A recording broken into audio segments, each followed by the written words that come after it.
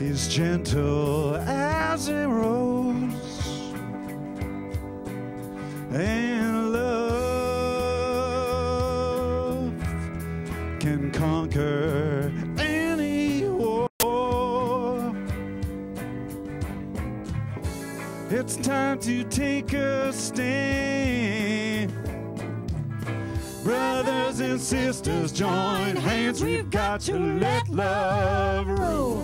Let love rule. Got to let love rule. Let love rule. Oh, love transcends all space and time, and love can make a little child smile. Oh, yes, it will. Oh, can't you see? Can't you see? This won't go wrong. But we've got to be strong. We can't do it alone. We've got to let love rule. Let love rule. Got to let love rule. Let love rule. Got to let love rule. We've got to let love rule. We've got to let love rule. Gotta let love rule. Let love rule. Let love rule. Let love rule.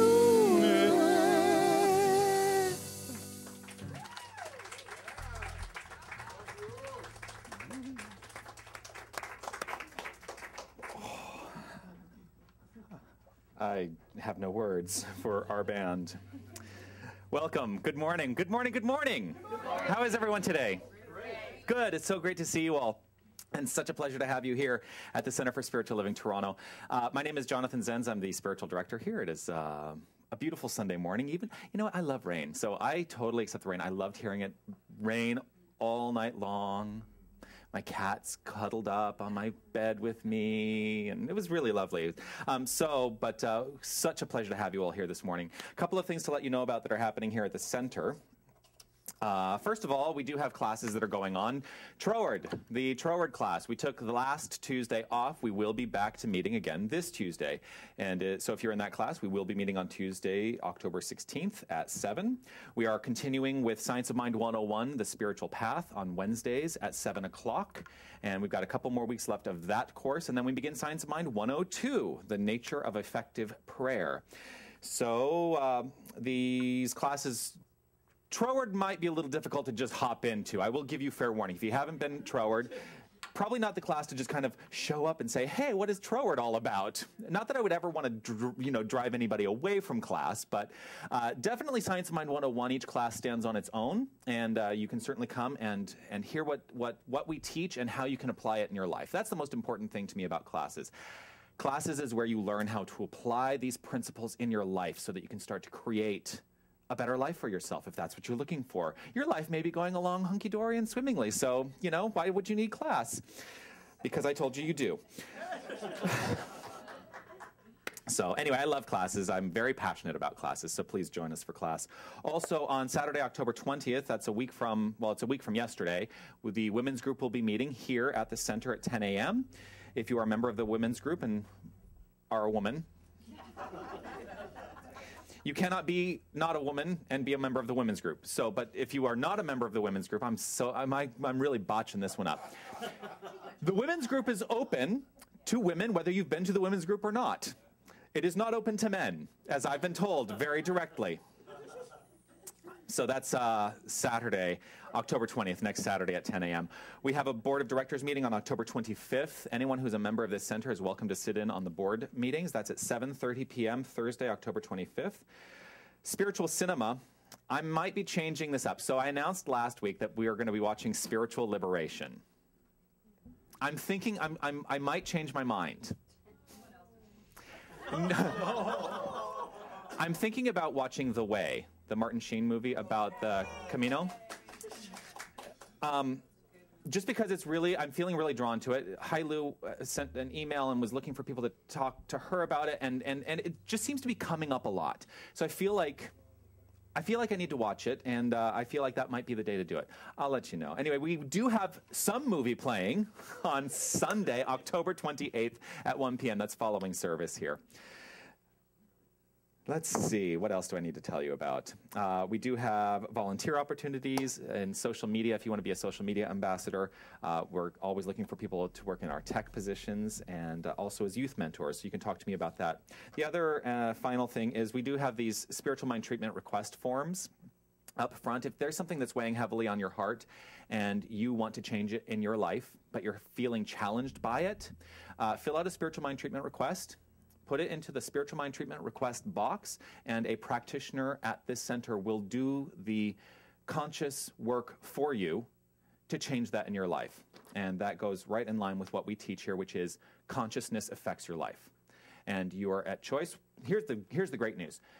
Once you fill this form out, the healing starts, whether the treatment's been done or not. There is no time or space in the mind of God, so once you fill it out and you accept the healing energy, it's a done deal. So here we are at the Center for Spiritual Living Toronto. And why are we here? To celebrate. Yes, that's what I say every week. But why are you here? I'm here to celebrate.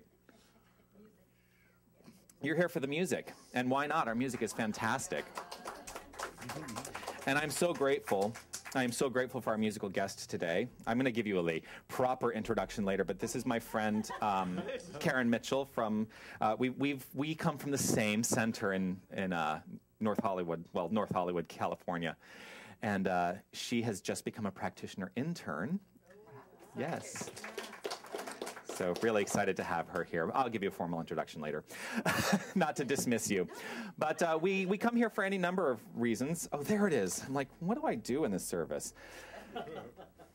I do come here to celebrate. I come here to know a deeper truth, and I come here to celebrate that deeper truth through the music, through the talk, through the practitioner work, through the words that are spoken, and through our community.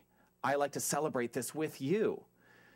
What this one thing is God is all there is. That's it. There is nothing else. We've been talking a lot in class lately about the infinite nature of God. Now think about it. If God is infinite, there can be nothing else. For if there were something else, God would not be infinite.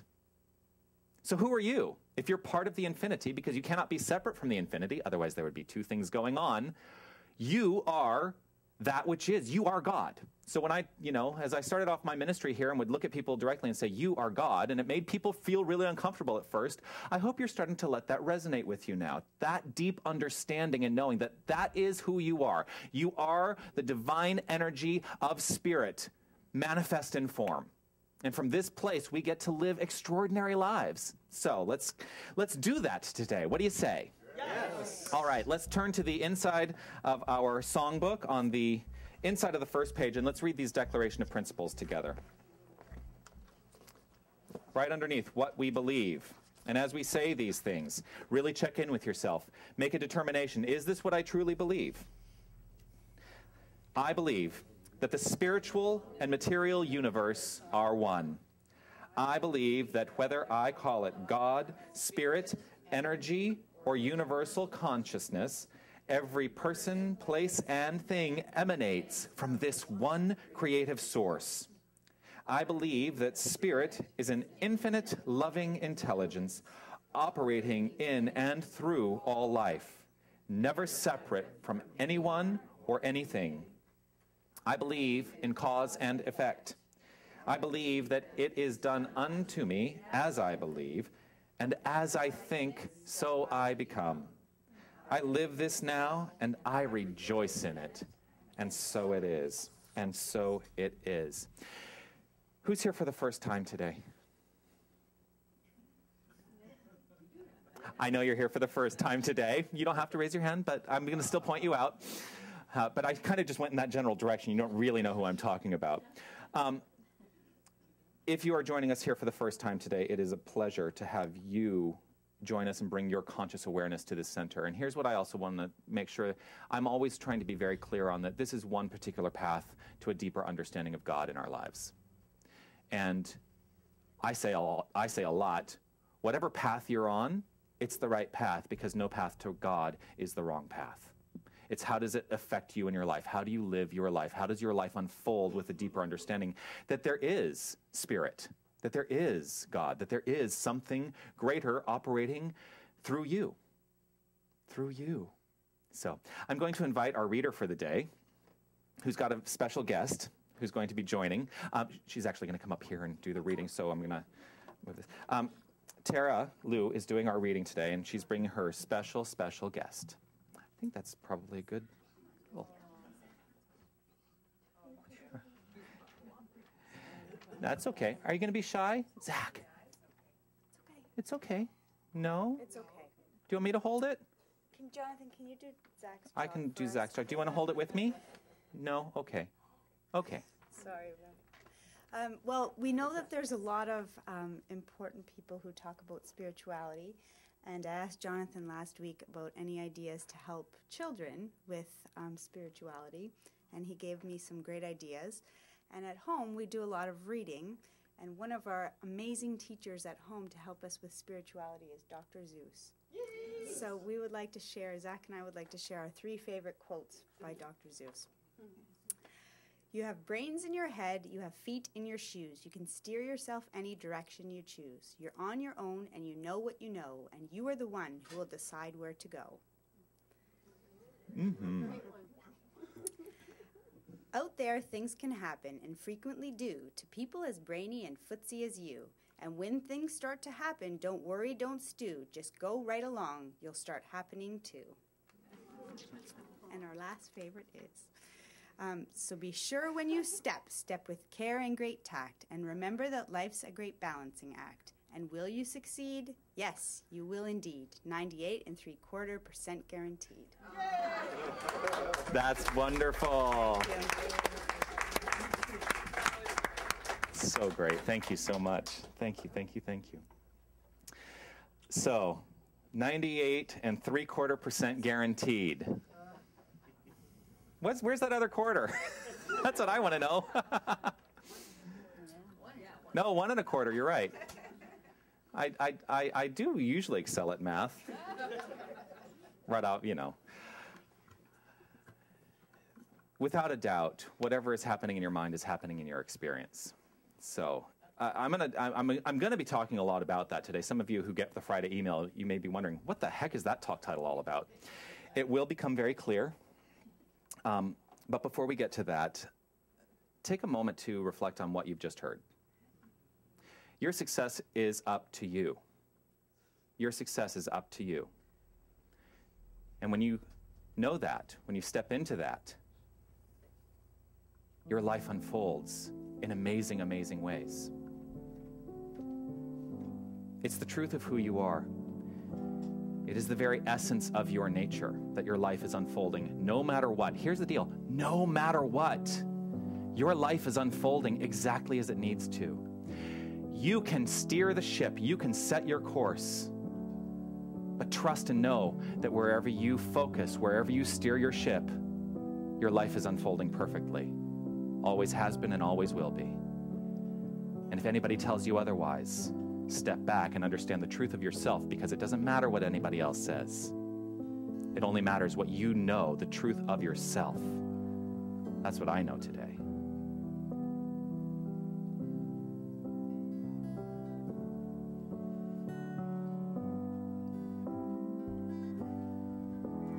How could anyone ever tell you you were anything less than beautiful? How could anyone ever tell you you were less than whole? How could anyone fail that your loving is a miracle. How deeply you're connected to my soul. And here's what I know. What I know is that there is a power, there is an energy, there is a source, a love that is always telling us how beautiful and how wonderful and how amazing each one of us here is. And I know that that is the truth for myself, and I know that that is the truth for each one of us here. All we need to do is remember that. Listen for that. It's always there. It's always telling us. And so I speak my word right now for this beautiful center, for these beautiful souls here today, each one absolutely where we are supposed to be, unfolding perfectly as God expressing itself. And I know that that is the truth today, and it makes me so grateful and so happy to be right here where I am and to hear that voice of spirit that always says, I am whole. I am beautiful. I am an amazing expression of God in action. So with great gratitude, I simply release that word. I release that knowing. I release that believing. And I completely surrender to that. And I allow that to just be right now, right here. And I know it goes right into that mystical law that just always does. It just does. And so I release it and I let it go as we say together, and so it is.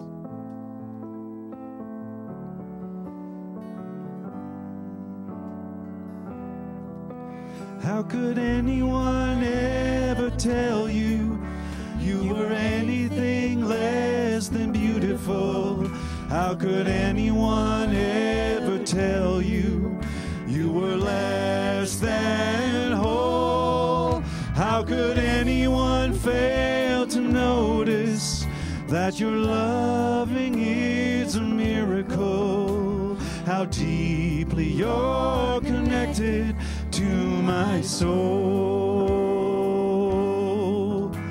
How deeply you're connected to my soul. How deeply you're connected to my soul.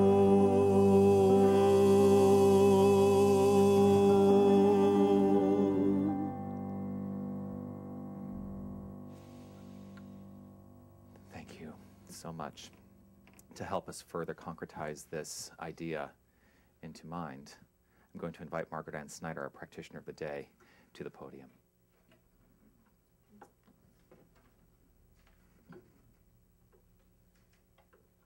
The quote from Ernest Holmes. Believing in the immutable law of mind and knowing that I am not coercing or influencing, I do now completely abandon myself to the realization that I am one with the living Spirit, one with the eternal good, one with the everlasting God. In this present moment, I know there is only one presence, and it is love. It fills my heart, my body, my soul, and my spirit. I am one, and I am eternally good. This I know about myself.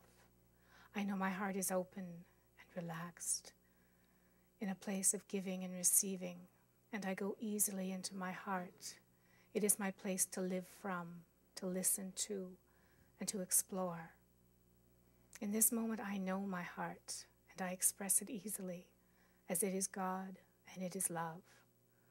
Each and every one is a center of God, and this is how I live my life, knowing this, knowing the truth of who I am, choosing my thoughts and my feelings with ease, with joy, and with grace.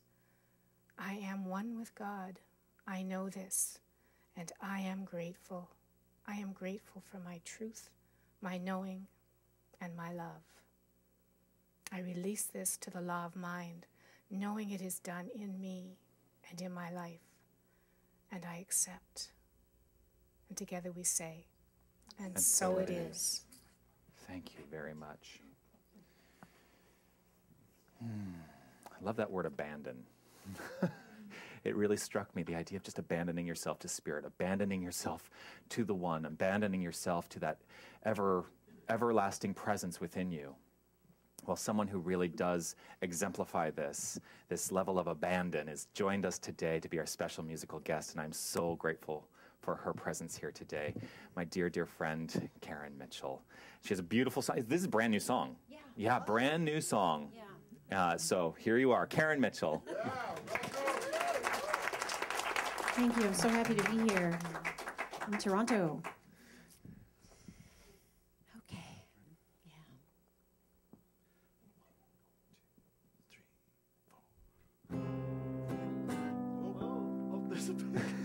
I booby-trapped the guitar, is what I did. I booby-trapped it. Okay. We get to do-over. Yeah, Just like real life, we Mulligan. can start our day again at any moment. Or our song. Sorry, Pierre. That's okay. One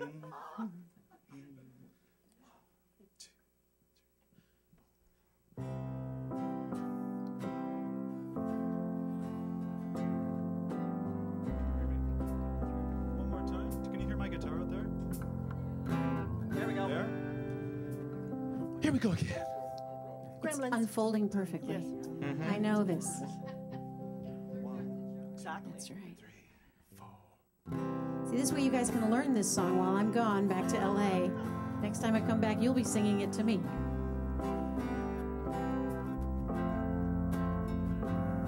I can cry about my day, say everything went wrong. No one sings their song my way. Or I can laugh about my day, the good it really brought me, the patience you taught me each step of the way.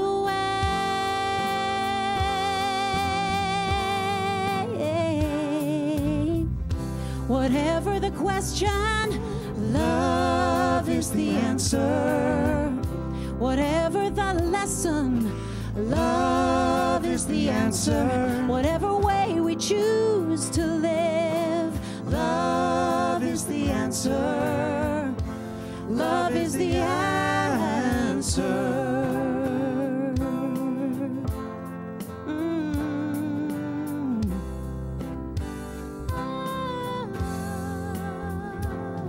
I can cry about my life, say everything goes wrong. No one's ever on my side.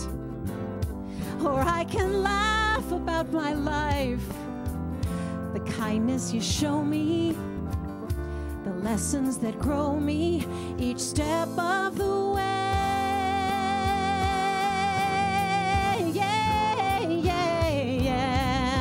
Whatever the question, love is the answer. Whatever the lesson, love is the answer. Whatever way we choose to live, love is the answer. Love is the answer. All the ways I tried to save my broken heart, all the days I cried alone into the wind. I never knew love was right here from the start. And all I had to do was go within.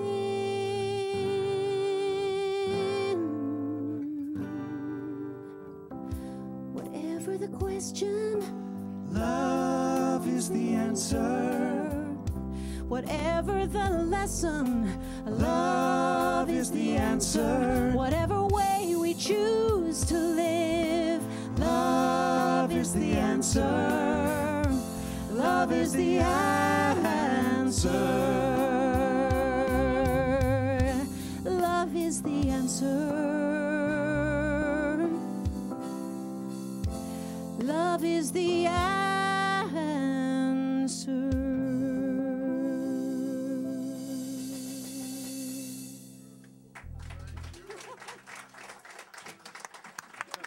Thank you.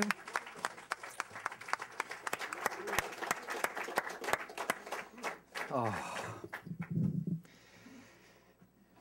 Karen, you fill my heart. You fill my heart. We were downstairs before the service. We asked, did you bring any CDs? No. But I'm going to tell you how to get her CD. Go to KarenMitchellMusic.com. I will send it to you in an email. It's absolutely well worth having her music. She has been here's what I'm going to say. You have been a source of inspiration for me on more occasions than you even know. And your music has always filled me up, and I'm so grateful to you, and I'm so grateful to have a friendship with you. So thank you for bringing your gifts and sharing with us today. Love is the answer. Love is the answer. Love is the answer. Love. So there's this talk title that I had staring me in the face today called The Debutante Ball. The Debutante Ball. And I had this idea about what it meant, and then I sat down and I was working on my notes for the talk today, and I thought, and I kept writing out notes, and I kept thinking, well, this isn't really the direction I had wanted to go. Step back, trust. That's what I keep telling myself. That's what I keep telling you. Step back and trust that your life is unfolding perfectly. There is something that is working through your mind and through your heart and through your soul that is absolutely showing up perfectly at all times, no matter what.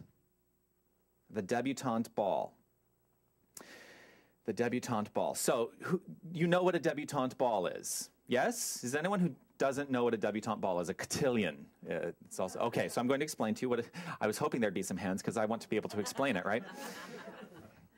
So in society, especially in the South, in the southern United States, the well-to-do would have these cotillions at the beginning of the social season, and it's not just in the South. It's actually there are different versions of this all over, where the daughters of the well-to-do would basically be presented at the cotillion as the debutantes, the beginners, the new beginners.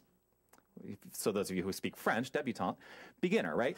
And they would come out into society. They would come out into society to basically be presented. Now, ultimately, they were being presented as marrying material, right? Eligible, yes, their first trip into society. These are big events. They've got gowns and attendants and this and that. It's a big deal. It's a big deal. So today, though, I'm going to talk about coming out. See, there's the hook. I'm going to talk about coming out. Now, some of you who are connected with me on Facebook may have noticed that I posted a little graphic, a Keith Haring graphic, because on Wednesday was National Coming Out Day, the 11th, which it has been every year since 1988 was the first, they say National Coming Out Day, but it actually is now an International Coming Out Day. It's celebrated and throughout the world now. But I'm going to talk about part of my coming out story. Now, most of you, I don't need to go into the whole thing of, I talk about being gay all the time, whatever. And I've told you my coming out story. I told you that story when we were having our Pride events here and going out and celebrating on Church Street in that hot weather. But what I didn't tell you is what happened after I came out. I told you everything that led up to it. What happened after I came out was, it's interesting because I did come out as a beginner. I came out as a beginner. Now this is a parable, I'm just saying, it's a parable. I'm going to tell a story in support of a spiritual lesson. I came out as a beginner. The way I look at it, and the way I've always kind of thought about the idea of coming out, in whatever way you come out, and it's not just gay people that come out. Everybody on some level comes out. In some area of their life, they come out, and they have to stand firm in what they believe. So as I tell you these words, think about what that might be for you. What is your story? What is your coming out story? So I celebrated my first National Coming Out Day in 1991. I was in college. I was at the University of Arizona, and boy, had I come out. Boy, howdy, had I come out. It was my freshman year of college, and I didn't really know what it meant to be that person. But all I knew is that I was standing firm in this new identity that I was admitting to the world. But I didn't know how to be that. I didn't know what that looked like.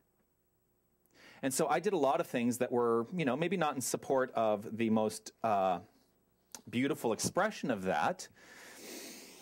I was young, and now it's so funny because I still have this catch in myself of do I admit this to people? But there are people who know this. My father's watching. That's the other thing. I'm like, my dad's watching, but he knows this. Oh, okay. So I started doing drag. This is something you don't know about your spiritual director, right? I spent a portion of my life doing drag and going to bars and doing drag shows. Some people you look so shocked, Helen. You're like, what? I was thinking you're a superhero, like super gay man. But that's exactly the super gay. Okay, so here's what it is. I didn't know how to identify. I didn't know what my identity was. So I established this thing I had just come out of the closet a few months before and announced to the world, I'm gay. So I'm like, oh, well, let's see. What does it mean to be gay? Oh, well, let me think about what I've seen on television. And at that point, there were a lot of stereotypes, and there's still a lot of stereotypes, but they're toning down now. But I only knew what I had seen in society. And I didn't really have the expression or the understanding that who I am as a person is not defined by my being gay. I didn't understand that yet. So I started doing drag. It's so funny I do that right now, right? I started doing drag.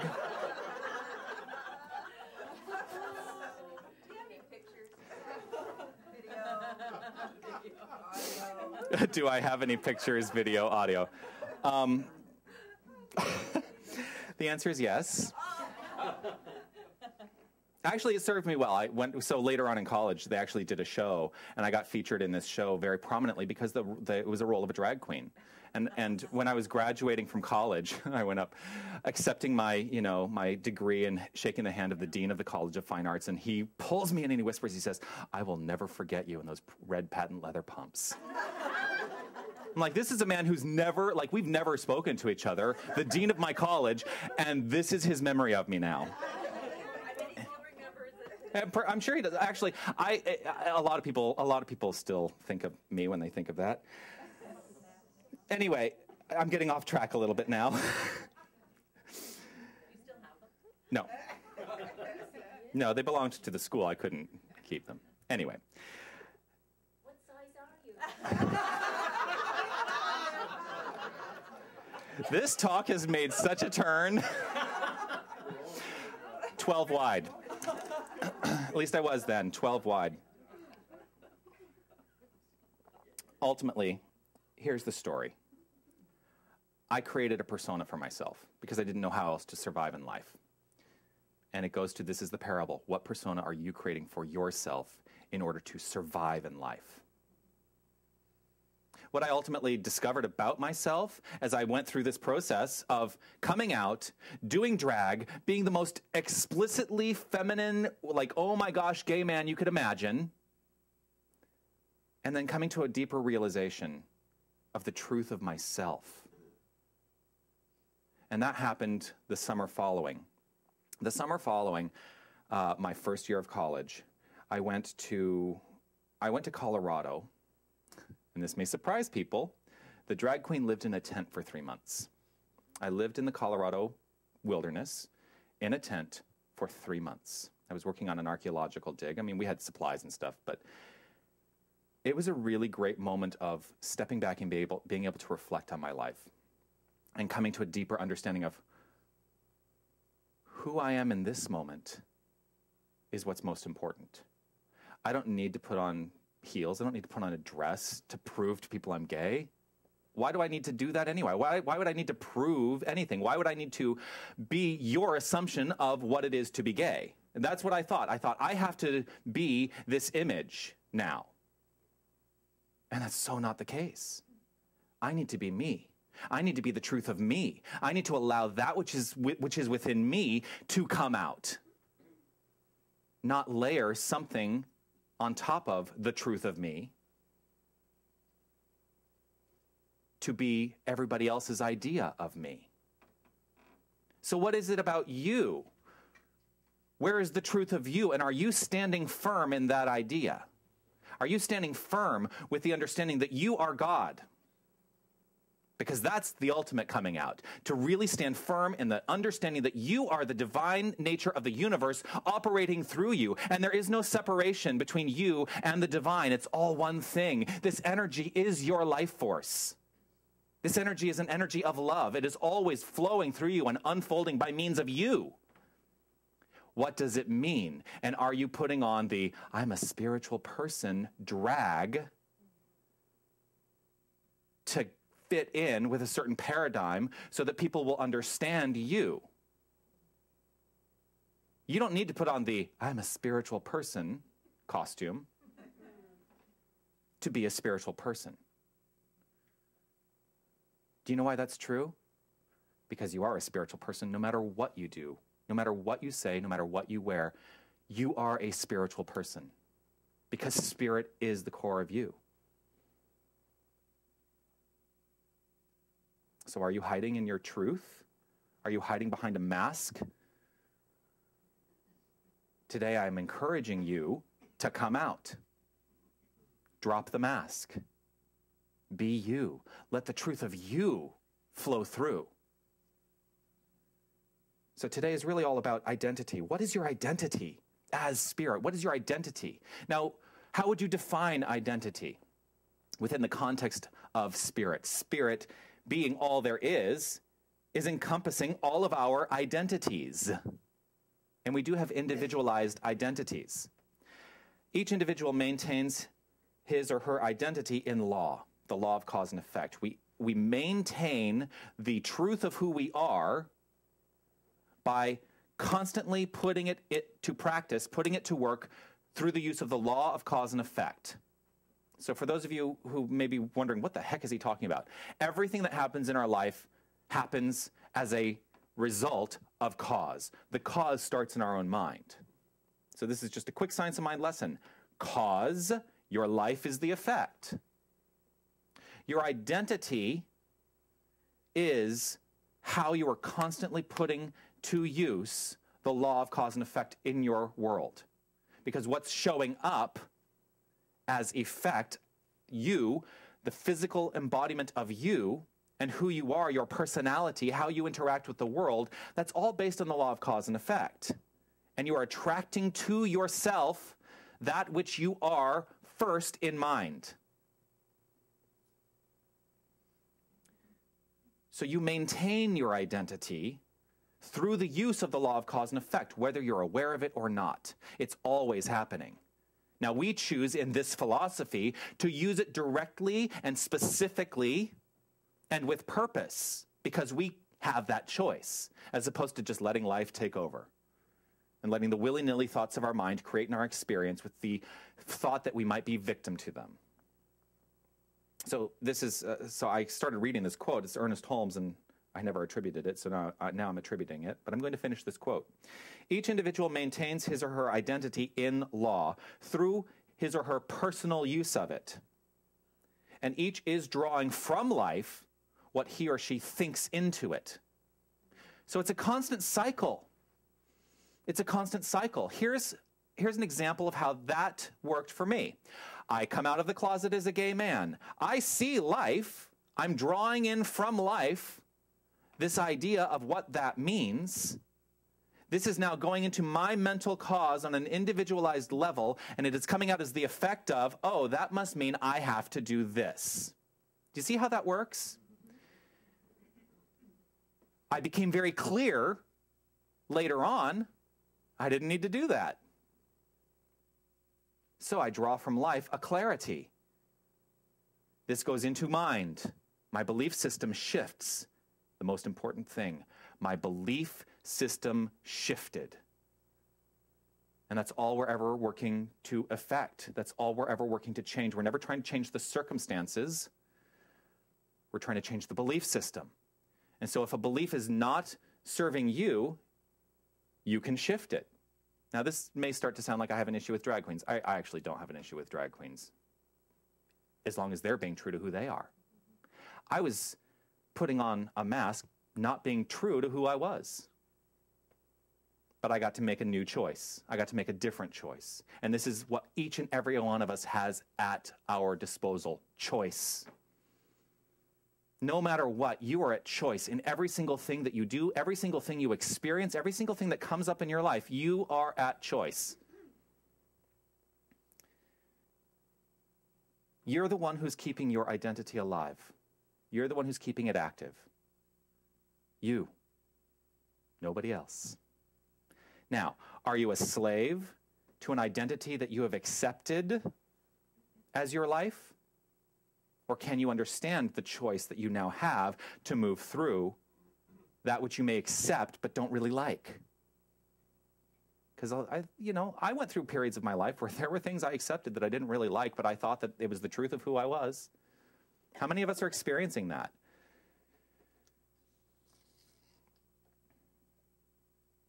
Ernest Holmes also writes, our identity is the result of our mental attitudes. Our identity is the result of our mental attitudes. It is our mental atmosphere or center in universal mind, the universal mind being God, our mental atmosphere within that context.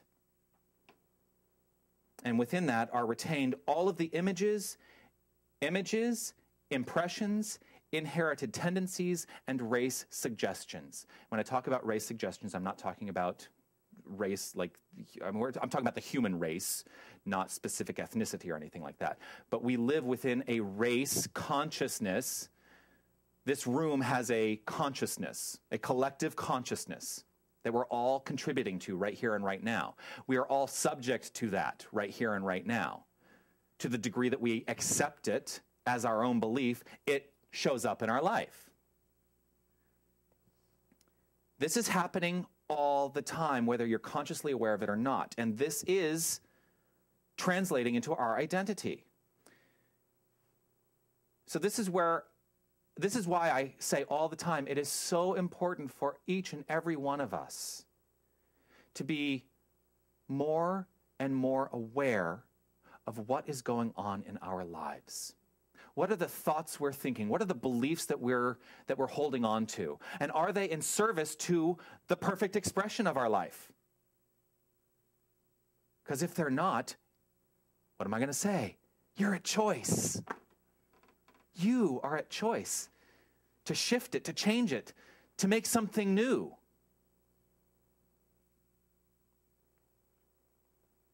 You are a creation of the universal mind, expressing in identity, expressing as personality, expressing as an individualized, unique state of mind. You are a unique state of mind within the universal consciousness. And because that's who and what you are, and because you always have access to universal consciousness, there is infinite possibility for you. There is infinite possibility for you. But then there's the lesson. In infinite possibility, are you going to direct your mind or let it direct you? We are each responsible for our identity. We are each responsible for how we maintain our identity within this world. Now, one of the questions that I thought about in preparing this talk today, and it goes to that bit of, I don't know if I should say this, that bit of shame that I was experiencing right here in front of you about having done drag in my life, which is an interesting thing. Like, who cares? right? Who cares? But here's another example. That's showing up in my experience in a specific way, and I'm allowing it to create my experience. I'm allowing it to create my reality. Now, can I erase that past? No. Can you erase your past? No. So are there things that you might look at in your past that you look at and you feel ashamed of? Is that a possibility? Not that I really want to go down the road of shame, because I never really want to talk about that up here. But if you can recognize those things, you can now make the new choice from this moment moving forward as to the level at which you will accept the circumstances that has created in your life. And if you don't accept the circumstances, create a new mental belief, create a new cause, and what shows up is something different. Here's the biggest issue with shame. We allow it to filter through the law of cause and effect. It keeps showing up in some way or other in our experience. And then what happens is people start to feel like they can't shift it. This is what happens when you start to go to victim mentality. You start to feel victimized by the world around you, but you're stepping back from the understanding that you can shift it. That's your ability to respond, your responsibility. You know, I talk about responsibility a lot, and I try to make very clear that when I say you are responsible for your life, I am not saying you are to blame for what's happening in your life. I'm here to say you are responsible for your life. You can take charge, and you have power, and you are 100% in control of what happens in your experience. What is your ability to respond to what is showing up for you? That's what I mean when I talk about responsibility. What is your ability to respond? You can realign your relationship with the circumstances of your past. So if there's something that's going on in your mind that you feel ashamed of, how do you now step back and realign your mind, your belief system, in relationship to the circumstances of the past? They're in there, but are you going to let them affect you? Are you going to let them show up as effect in your life?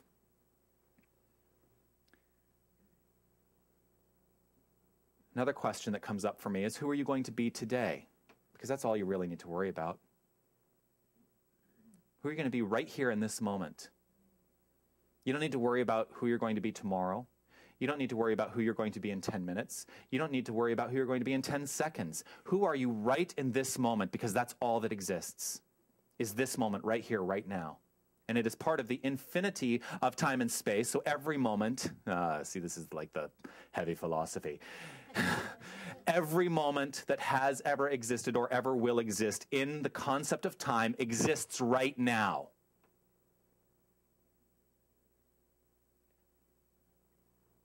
Because if God is infinite, and the infinite nature of God means there is no measurement of time or space, that's part of the effect. We're the ones who experience in the world of effect, time and space. So, right now, right in this moment, let go of the past. Don't allow anxiety or anticipation of the future to filter through. Understand who you are in this moment. And how do you then move forward? How do you then take the next step with a deeper understanding of who you are? Who are you going to be today? What is your identity now, in this moment?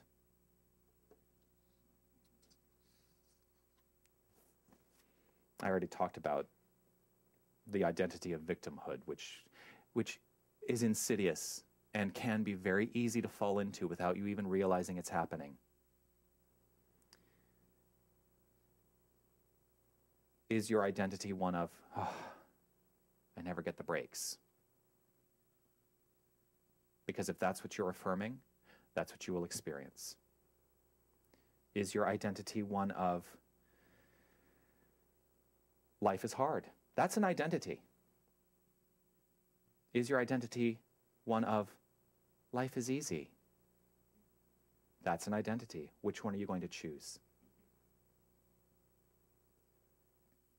Is your identity one where you deny your good or accept your good? Now, one identity that took me a while to come to was the identity of not being ashamed of being a minister.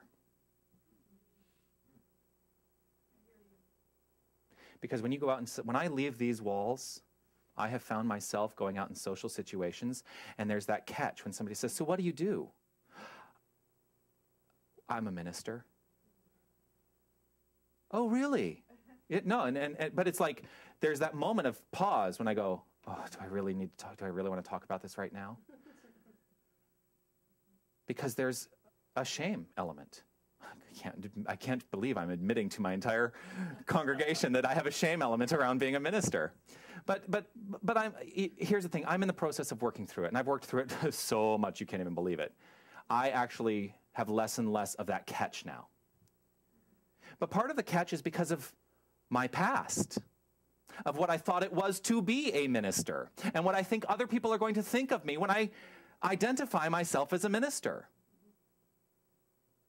There's the identity at play, working through the law of cause and effect, bringing up that moment of shame. And do I hold on to it, or do I let it go? So today, I let it go. Today, I let it go.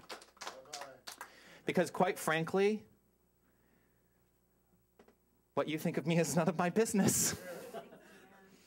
What I need to know is, what do I think of me? And how do I live my life? And if I live my life with the identity of minister, which is an identity I've taken on, and I don't need to hold on to if I decide that doesn't work for me someday. I'm not going anywhere. I won't. I'm not going anywhere. But ultimately, it's a coming out story now about coming out as God. And that's the journey that I think each and every one of us are on. If you're sitting in this room, on some level, whether you are aware of it or not, you're here on purpose. And the purpose is to come to a deeper understanding of your identity as God. So how are you going to act when you leave this place, when you go out into society? Are you going to come out in society as someone who has a spiritual practice and a spiritual life? Or are you going to allow yourself, when people ask you, "So what is that place you go to on Sunday mornings?" Are you going to have that moment of, "Oh, do I really want to talk about this?" Because I admit it, people think we're weird. People do. People think we're weird. They're like, people cannot be that happy all the time. That's just... How can you possibly be that happy all the time? I'm faced with this in society. People are shocked when they see how happy I am. Don't you ever get upset? Sure, I get upset, but why let that linger? Why let it linger? It doesn't do me any good. So, who are you coming out as today? Are you going to step up, step out, come to that deeper understanding of your nature as spirit and allow that to shine through, to drop anything that is contrary to that, and stand firm in your resolve that you have nothing to be ashamed of, by standing firm in the understanding that you are the divine, you are spirit, you are love, you are life, you are power, you are beauty, you are joy, you are wisdom. This is who you are, not what you are. It is not a mask, these things. It's what lies behind the mask. So are you going to take the mask off and come out? Or are you going to hide behind the mask? That's just the big question today. And it's almost like that's what I should leave you with today. Because you need to make the determination for yourself. I've told you my coming out story. I've told you a couple different coming out stories. But what is your story now going to be? We're all on this journey. We're all on some level coming out as God. How much of God are you going to let shine through you? Today can be your debutante ball. Today can be your new beginning. Today can be the day that you stand up and stand firm as God. What is it going to be? What is it going to be? So today, I stand firm in my understanding that my identity is spirit. My identity is love. My identity is happiness. My identity is God. My identity is wisdom. My identity is pride in that understanding. What is your identity? What is your identity? And I'm leaving you with a question today. What is your identity? Namaste.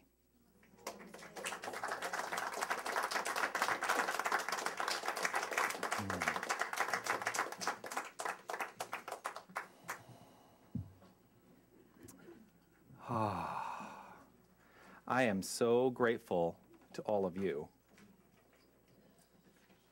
And I'm grateful for water.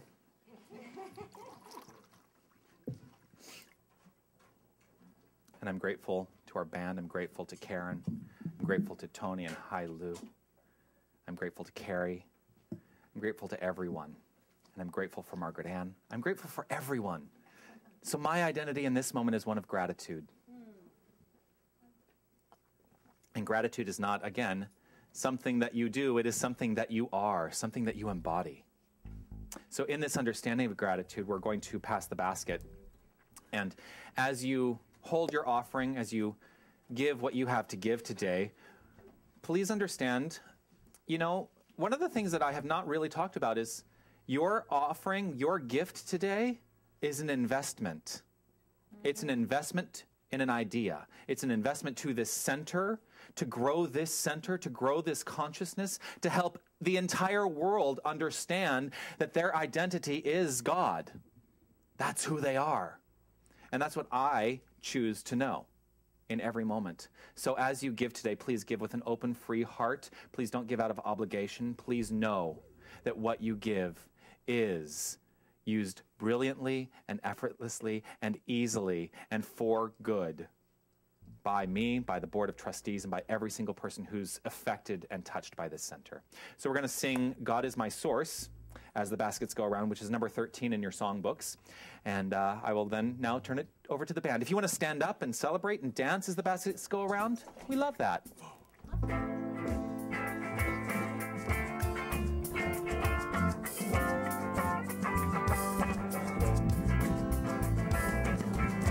I'm going to go to a microphone.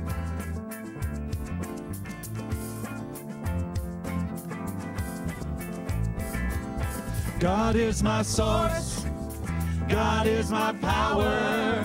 God gives me everything that I need. So I give thanks for all my blessings. God gives me everything that I need. Everything. Joy is my source. Joy is my source. Joy is my power. Joy is my power. Joy gives me everything that I need. Everything. So I give thanks for all my blessings. Joy gives me everything that I need. Love is my source. Love is my source. Love is my power. Love is my power. Love gives me everything that I need. Everything. So I give thanks for all my blessings.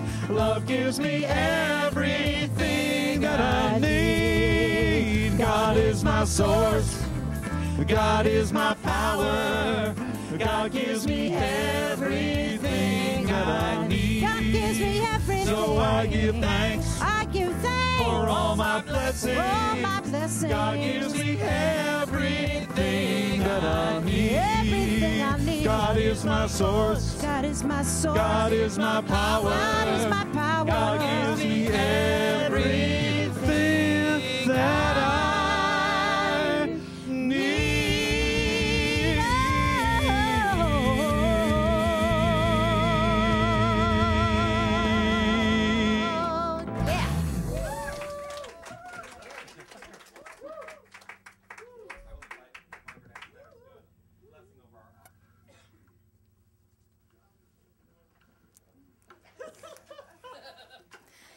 And today I am excited and happy because I'm the one that gets to say thank you to each and every one of you for the blessings in these baskets.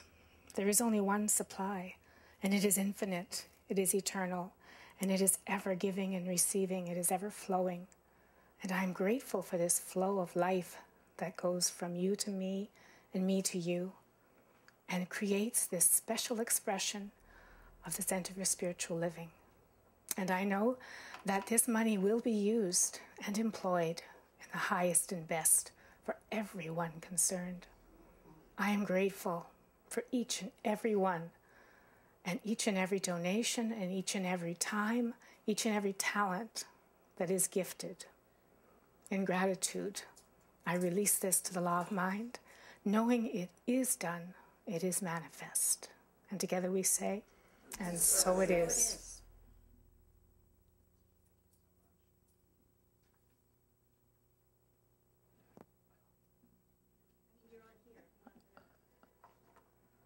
I have a red light. Oh, there it is. All right. Perfect. Everything's unfolding perfectly. So I have offered some quick notes of gratitude, but I do want to thank everyone who made today's service possible, setting up today, Linda and Gail. Feeling really overwhelmed right now, just with love and joy. So I'm letting it wash over me for a moment. But Linda and Gail, thank you so much for setting up our greeter. Today was Wim, always lovely. And how about that reading? Tara, thank you so much for your reading. In the bookstore today, Terry, we also have Susan and Judy, who are our board members today. Thank you so much for your service.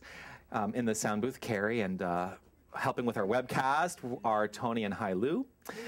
Yes, yes, yes. Downstairs with the kids, Mahala and Cheryl today. Is it just Zach today downstairs? Oh, well, he's getting a lot of attention. So Lucy came in on Thursday and cleaned. So we're always grateful to those who make this center sparkle. I also want to thank Margaret Ann for your beautiful practitioner work today, for your meditation, your treatments. Always a pleasure. Thank you so much for that. I want to thank our band. Yes. And I definitely want to thank our special guest today, Karen Mitchell, for your... Can I say thank you, Jonathan? I want to say thank you to this amazing inspiration. When we met at NoHo, I just said, wow, this is the kind of consciousness I really, really want. And I must be equal to it. Wow, how awesome is that? We are all equal to that because we're here with this lovely man and his wonderful, amazing consciousness and guidance. And I'm so blessed and so grateful. Thank you all for allowing me to sing for you today. Thank you. Thank you. Thank you. And I'm grateful to every single one of you, for every single one of you bringing your consciousness here and understanding something deeper about yourself and letting that shine through and not hiding behind any masks in that. So thank you so much for being here today.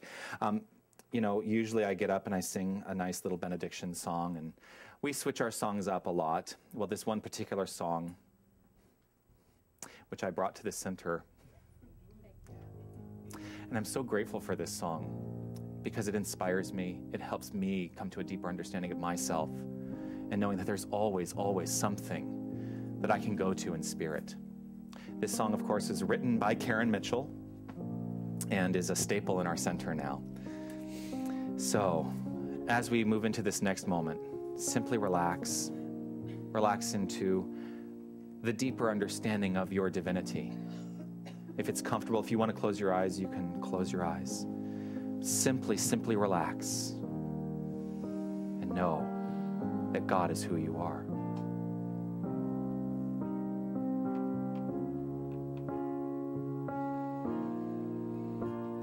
When I forget we are one, and I regret things that I've done, I go within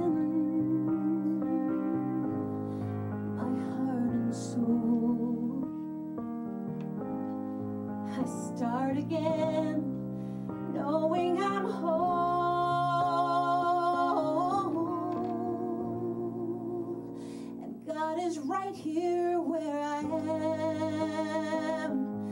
I am right where I should be.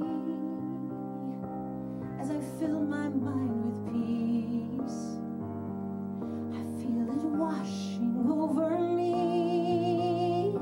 God is right here where I am, flowing in and out through me. In this moment, I am free.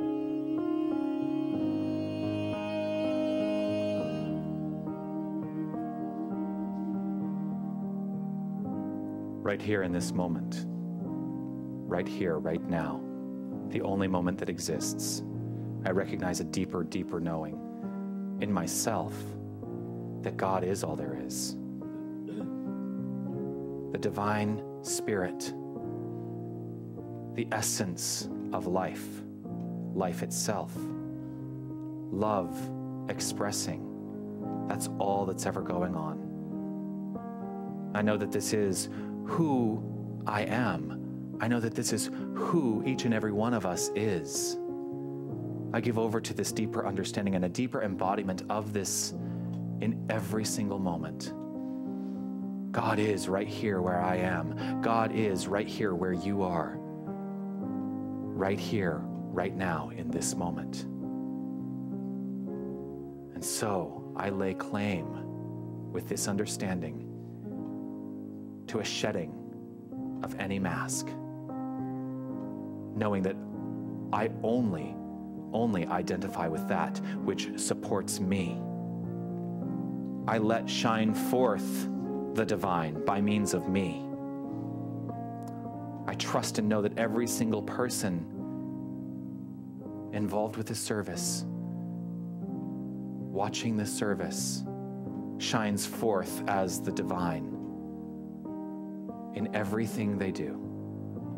I trust this, I know this, I accept this as my reality, I accept this as my identity, and I accept this on behalf of every single person in this world. I know that this is the truth. I give over to this truth. I let go, I let God, and with a grateful heart, I know and trust it is so.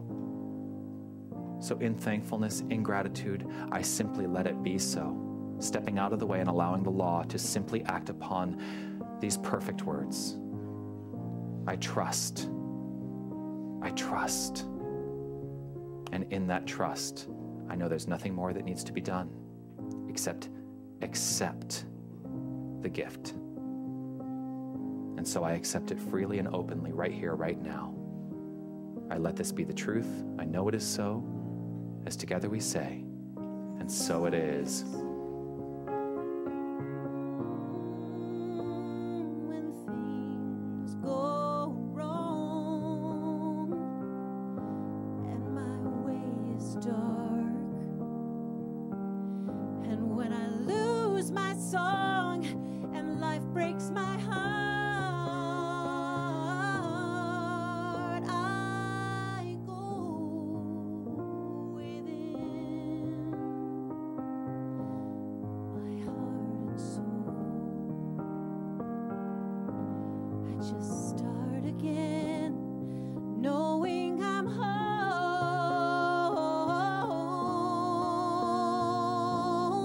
and God is right here where I am. I am right where I should be, as I fill my mind with peace. I feel it washing over me. God is right here where I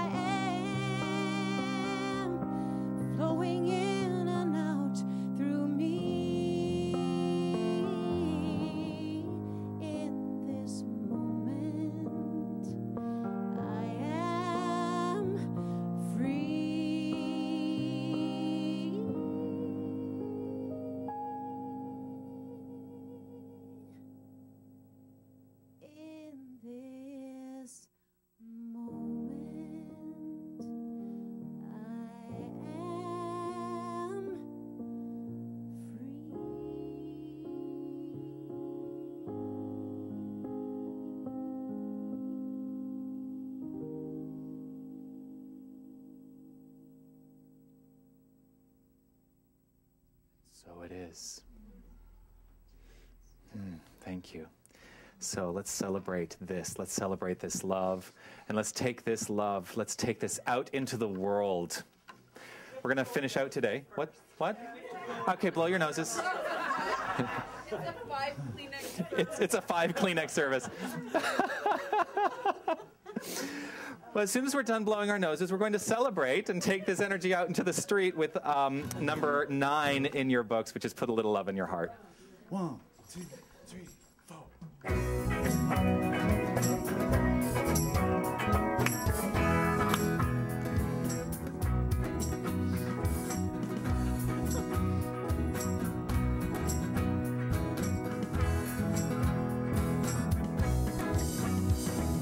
Think of your fellow man, lend him a helping hand, put a little love in your heart. You see it's getting late, oh please don't hesitate, put a little love in your heart. And the world will be a better place, and the world will be a better place for you. For you And me, you just wait, and see. Another day goes by, and still the children cry, put a little love in your heart. If you want the world to know, we won't let hatred grow, put a little love in your heart. And the world will be a better place, and the world will be a better place for you, and me. You just wait, and see, wait and see. Take a good look around, and if you're looking down, put a little love in your heart. I hope when you decide, kindness will be your guide, put a little love in your heart.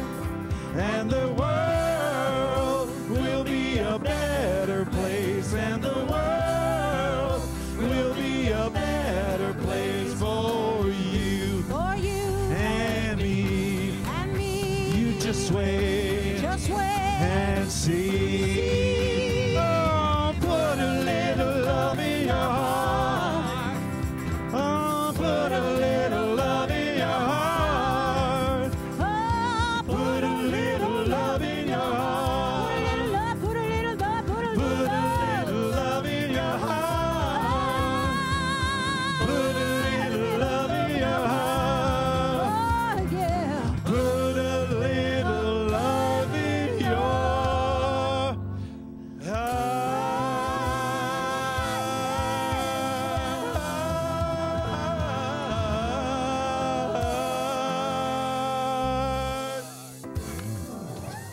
Have a great week, everyone.